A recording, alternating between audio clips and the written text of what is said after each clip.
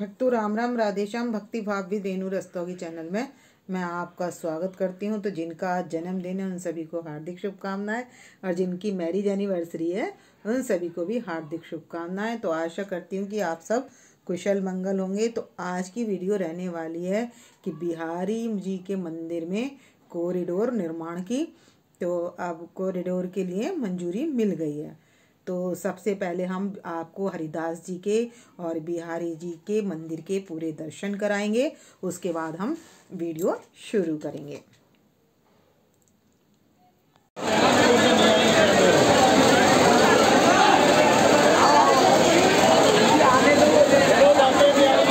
जो बाकी बिहारी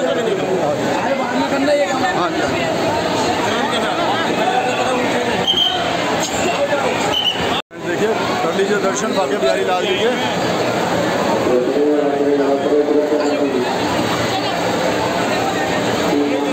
तो फ्रेंड्स दर्शन हमें हो गए हैं बहुत अच्छे। और ये आ गई हमारी माला। लो लो ले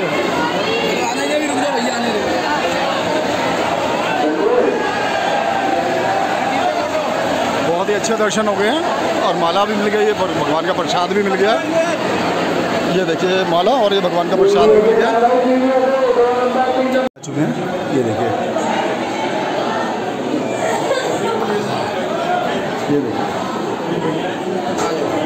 बस एक बार 1 मिनट।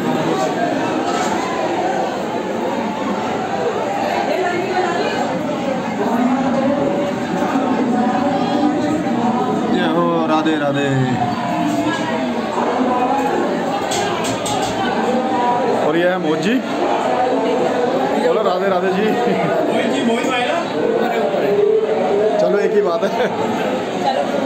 तो अब आ गए हैं हम लोग मंदिर के फर्स्ट फ्लोर पे। और ये देखिए बहुत ही बढ़िया। ये देखिए क्या हो बांके बिहारी लाल की। ये देखिए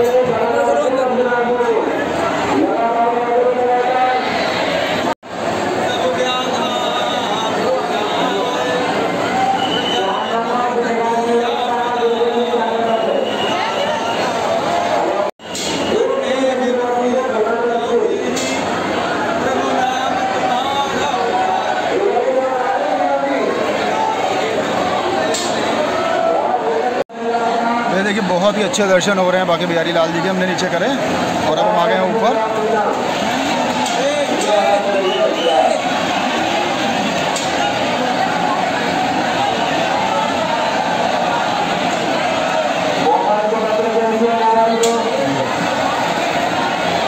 जय श्री राधे राधे।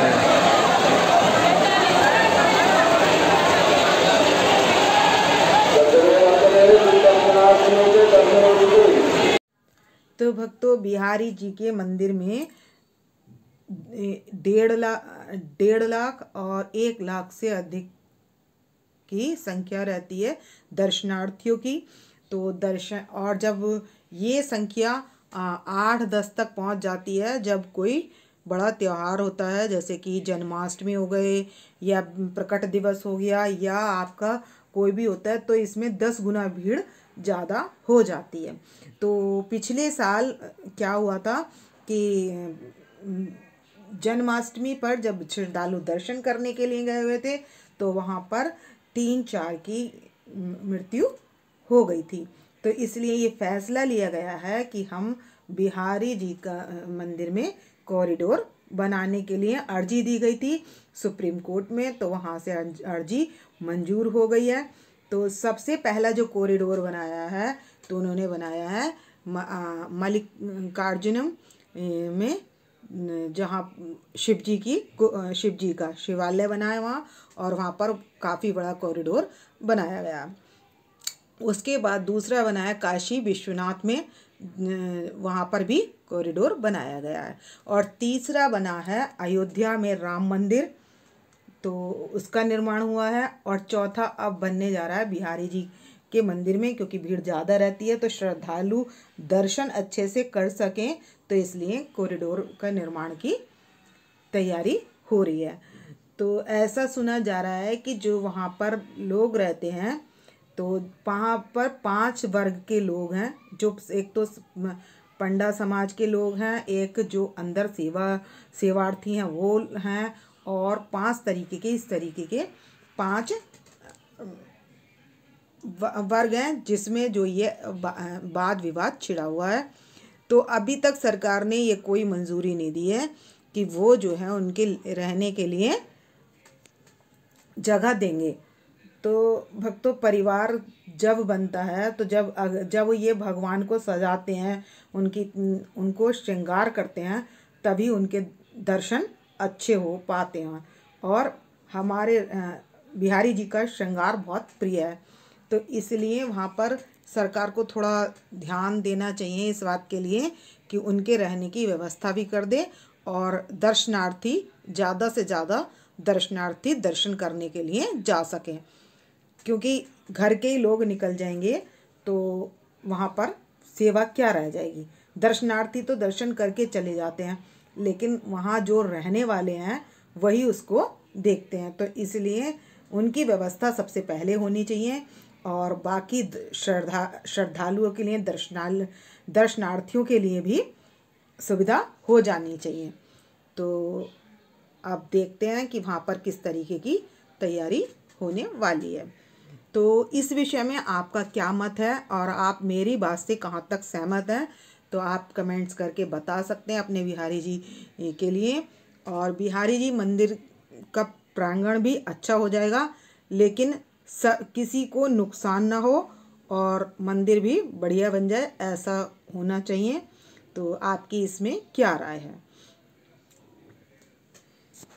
तो भक्तों, वहाँ पर 300 लोगों के जो घर जाएंगे, तो समस्या यह है उनके रहने की, और जहाँ वो दुकानें जाएंगी जो बिहारी जी मंदिर के बाहर बनी हुई हैं, तो उन सभी, क्योंकि सारा ही नुकसान है, तो इसलिए उनकी व्यवस्था होनी चाहिए। तो देखते हैं कि अब सरकार क्या करती है और क्या क्या सहमति बनती है। तो भक्तों, वृंदावन धाम सबसे बड़ा धाम है, और धाम इसलिए बड़ा है क्योंकि वो हमारे बिहारी जी की जन्म स्थली है, और उस जन्म स्थली पर हमारे बिहारी जी ने नंगे पैर ही भ्रमण किया है, और कि वहाँ की रज रज में, मतलब बिहारी जी का कण कण में जो है बिहारी जी का वास है। इसलिए वहाँ की भूमि सबसे पवित्र है और मुक्ति हाथ पसारे रहती है, इसीलिए सभी लोग राधे राधे बोलते हैं। और इससे बड़ा और कुछ भी नहीं है, क्योंकि वहाँ पर अपने पिता के लिए हमारे बिहारी जी ने 4 धाम भी वहीं पर स्थापित कर दिए हैं। तो इसलिए ये सबसे बड़ा धाम, वृंदावन धाम की भूमि सबसे पावन भूमि है और सबसे पवित्र भूमि है। और कॉरिडोर भी बनता है तो बहुत अच्छी बात है, और भक्तों का मान भी रह जाता है, ये भी बहुत अच्छी बात है। दोनों काम हो जाएं तो बहुत अच्छा रहेगा, और हमें बड़ी प्रसन्नता होगी कि इस तरीके से हमारे बिहारी जी की स्थली पर किसी को परेशानी नहीं हो रही है। तो ऐसा मेरा मत है कि सब खुश होंगे तो सभी की प्रसन्नता जरूरी है, क्योंकि भक्तगण भी और वहाँ रहने वाले भक्तगण भी, दोनों की प्रसन्नता जरूरी है, क्योंकि उनकी कमाई का साधन भी वही है। जो दुकानें वहाँ उन्होंने खोल रखी हैं, जो कुछ भी साधन कर रखा है, तो उनका साधन भी वही है। तो आप अपनी सहमति और आप अपना सुझाव मेरे को भेज सकते हैं, और हाजिरी लगा सकते हैं बिहारी जी के चरणों में। अब आप ऐसा समझ लीजिए, जैसे अब हमारी ये छोटी सी व्यवस्था है, अब हम इनको श्रृंगार करते हैं, इनको सजाते हैं, तो आप इनका दर्शन कर पाते हैं। ऐसे बिहारी जी के यहाँ, उनके यहाँ बड़ी व्यवस्था है, उनका श्रृंगार रोज का सभी काम उनका बड़े स्केल पे है। तो इसलिए दर्शनार्थी भी और वहाँ के रहने वाले भक्तगण भी, दोनों के विषय में अच्छा सुझाव आना चाहिए। और आपके यदि लड्डू गोपाल जी हैं और आप उनको साथ लेकर जा रहे हैं, तो जिस भी धर्मशाला में या जिस भी आप में रुकते हैं, वहाँ पर जो मंदिर हो पास में, उनको पधार कर जाएं और उसके बाद खुद जाएं, क्योंकि भीड़ इतनी ज़्यादा होती है कि वहाँ पर बिहारी जी के दर्शन हमने करने होते हैं। वो बिहारी जी तो शुभ साक्षात हैं, उनको तो सभी ज्ञान है। दर्शन जो है हमने करने होते हैं, इसलिए हम अपने बिहारी जी के यहाँ लड्डू गोपाल जी को ना लेकर जाएं, क्योंकि भीड़ ज़्यादा होने के कारण वहाँ सुरक्षित नहीं रहता, बहुत ज़्यादा भीड़ रहती है। आप दर्शन कर ही लेंगे वीडियो में कि देखिए कितनी भीड़ रहती है, ऊपर नीचे सब जगह इतनी भीड़ होती है। तो इसलिए आप अपने लड्डू गोपाल जी को, यदि कोई घर पर है तो आप उनके पास सेवा के लिए छोड़ सकते हैं। तो ज़्यादा से ज़्यादा कोशिश यही करें कि आप अपने लड्डू गोपाल जी को और राधा रानी को, जिनकी जिस विग्रह की भी आप सेवा कर रहे हैं, तो आप उनको घर पर ही छोड़कर जाएं और सेवा कोई कर ले तो ज़्यादा अच्छा है। और यदि आप अकेले हैं तो उनको देख लें उनकी व्यवस्था के लिए कि कहीं भी, जिस भी आप धर्मशाला में जिसमें भी रुकते हैं, वहाँ सब जगह आजकल मंदिर बनाने लगे हैं, तो वहाँ मंदिर में, उनके मंदिर में भोग भी लगता है, तो वहाँ पर अपने लड्डू गोपाल जी को बिठा सकते हैं अगर उनसे आज्ञा लेकर। तो आप इस तरीके से अपने लड्डू गोपाल जी की सेवा कर सकते हैं। तो भक्तों, इस वीडियो का करूँगी मैं यहीं पर एंड। यदि आपको मेरी वीडियो पसंद आए तो प्लीज़ लाइक करें, सब्सक्राइब करें और शेयर करना ना भूलें, और कमेंट्स करके आप अपना सुझाव भेज सकते हैं। तो मिलते हैं नेक्स्ट वीडियो में। भक्तों, राम राम, राधे श्याम।